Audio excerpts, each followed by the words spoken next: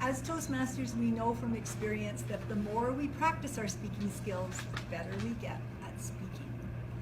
And it makes sense. A concert pianist doesn't play on stage after practicing only 15 minutes a week or even 15 minutes a day. They spend hours and hours and hours. A professional figure skater, hours and hours and hours at the rink early in the morning to hone their skill. And it's the same with Toastmasters. If we want to hone our skill, we need to practice it, like Tracy said. Stepping out of your comfort zone and doing things that make you grow, help you to grow. As Jack did when he did the contest, took on the role of contest chair as well.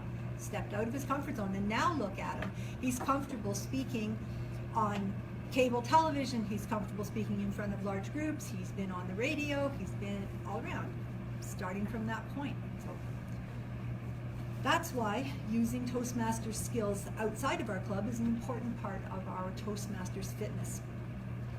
So a good Toastmasters club helps speakers by providing a caring, supportive, and nurturing environment. And I think you'll all agree that we definitely have that here. A safe environment for learning and experimentation, finding out what works, what doesn't work. Friendship, mentorship, confidence, motivation, constructive feedback, leadership opportunities, exposure to different styles and ideas, leadership opportunities, and high standards for performance. I think I said leadership opportunities twice there. But sometimes we have too much of a good thing. We get very comfortable in our roles within the meeting. We get very comfortable with the people in our club. And in some cases, people may not be better off than when they started because they've just stayed with that one role over and over and over again. But every interaction that we have outside of Toastmasters, we use our Toastmasters skills, whether it's with a teacher, our child, whether it's in a restaurant, dealing with a waitress, whether it's shopping, dealing with somebody in a store. We might come up with somebody who's kind of grouchy to us, but our Toastmaster skills come in handy, and we breathe deeply and we smile nicely and we respond back to them in a manner that is maybe not equivalent to what they are doing. And one of the other ways to help us stretch our speaking abilities is to go visit other clubs. I had the opportunity to go down and see a Mo Monday, and that was a really interesting experience because it was very different than what we would normally do in a Toastmasters club. Each person told their story, and they were all different. They were all very, very different, and it was very interesting. And when you go to other clubs, in the Valley, we have a lot of similarities in our clubs. But if you go to an Ottawa club, you'll find some of them are very, very different from the way we do things. But even here in the Valley, each club has something a little bit different. In Arm Prior, they start off with an opening thought and they have a closing thought. In Chalk River, they do their whole meeting in 1 hour on their lunch hour. In Deep River, they have about an hour and a half, and they only have one speech per night. So if you want to get on the roster for a speech, you have to sign up ahead of time because only one speech, that's all they do. Pembroke is pretty much the same as Renfrew, how it's done. So there's a lot of things you can learn from other clubs. Just, you might pick up one new tip, one thing that you thought, hey, why don't we try that at our club?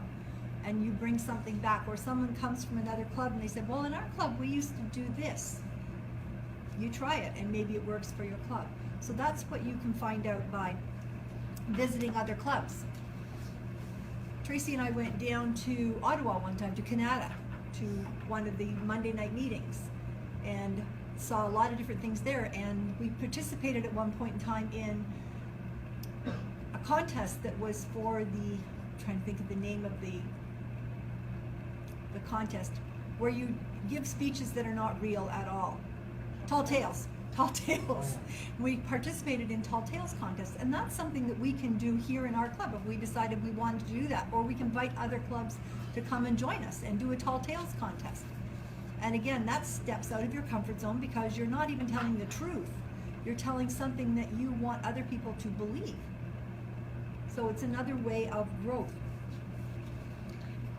Sometimes you might take on a role at the club you're visiting as well, or you might do a speech at the club you're visiting. Again, stepping out of your comfort zone. Contests. How many people are nervous about contests? It's like, oh, no, not going in a contest. Don't pick me for a contest. Not going to do that. But it's a really good way of, again, challenging yourself, stepping out of your comfort zone and seeing what it's like.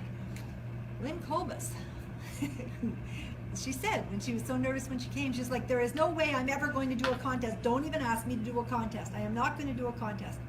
Lynn Kobus went all the way to the division level with her contest speech. She won at club level, she won at area level, and she went to division level with a couple of speeches actually. So she not only one time, but she's actually done it more than once. Then she got a little shy and she got a little more in her comfort zone. She fell back in there and she stopped doing speeches. But you can participate not only as a contestant, you can actually participate as a ballot counter, as a sergeant at arms, as a contest chair. So there's a lot of different ways that you can participate in the contest without being the speaker. So it's something to think about.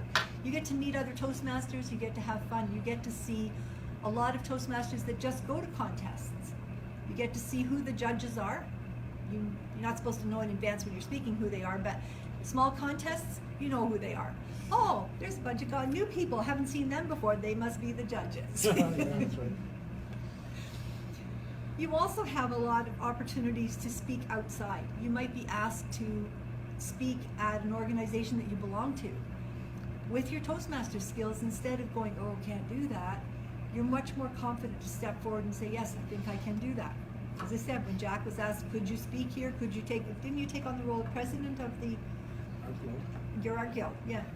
So that was something else, and that's outside of the club. But again, something that Jack probably wouldn't have done a few years ago. But with Toastmaster skills now, he feels more experienced and able to do that. So Toastmasters gives us more experience to draw from and grow from. It helps us develop comfort speaking in front of an unfamiliar audience. We get additional and possibly better feedback, because when we're getting the feedback from the people in our group, we pretty much know, oh, so-and-so's giving feedback, it's going to be like this. When you get someone else from another club giving you feedback, you have no idea what the feedback's going to be like, and sometimes it's going to be better. It's definitely going to be different.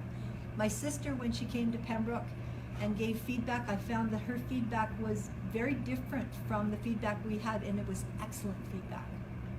So it's something that we can benefit from.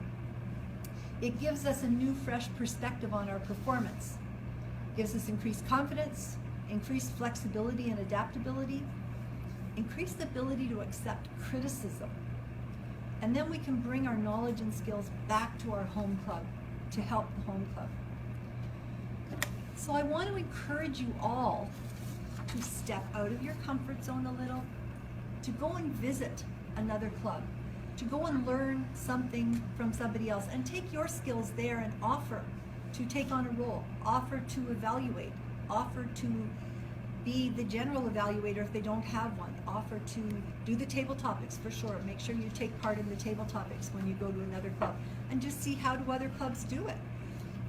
There are a lot of different ways that we can do table topics. There are a lot of different ideas that people have for table topics, and if we go to another club, we might see something that we really, really like to bring back to our club. So I hope that all of you will take an opportunity to reach out beyond your club and learn a little bit more that you can bring back to our club to enrich our club. Madam Toastmaster.